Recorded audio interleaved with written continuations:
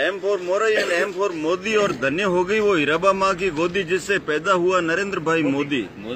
और जो स्वभाव से है बड़ाई विनोदी, इसीलिए उससे हंस हंस के गले लगते हैं चाहे दोस्त हो या विरोधी।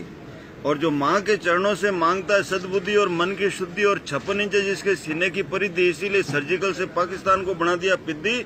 और आज चाइना भी बात कर रहा है सीधी सीधी। और जो राष्ट्रीय हित में बन जाता है बड़ाई जिद्दी, और नोटबंदी से काले धन को बनाता है रद्दी, और योग रूपी औषधि से मिटाता है आदि और व्याधि, चाहे दादा हो या दादी, चाहे भैया हो या दीदी, जिसका मिशन है कि पूरा इंडिया रहे हेल्दी और वेल्दी।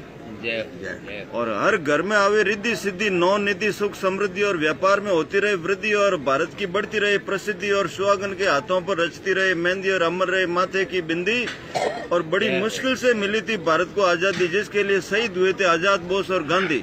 फिर भी डर डर के जी रही थी सरहद के गांवों की आबादी, और राजकोष की हो रही थी बर्बादी, और भ्रष्टाचार की चल रही थी आंधी।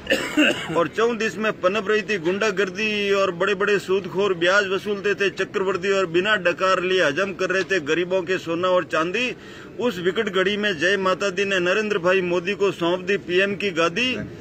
जो काम निपटाता है जल्दी जल्दी, चाहे गर्मी हो या सर्दी, और जिसका टारगेट रहता है 100%, और जिसकी पहली पसंद है ईमानदार प्रतिनिधि, और जिसकी पसंदीदा भाषा है गुजराती, अंग्रेजी और हिंदी।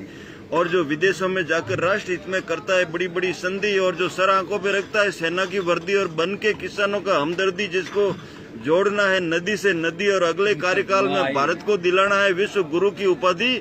फिर देखो राम राज्य की सुगंध से महकेगी 21वीं सदी। और धन्य हो गई वो हीराबा माँ की गोदी जिससे पैदा हुआ नरेंद्र भाई मोदी।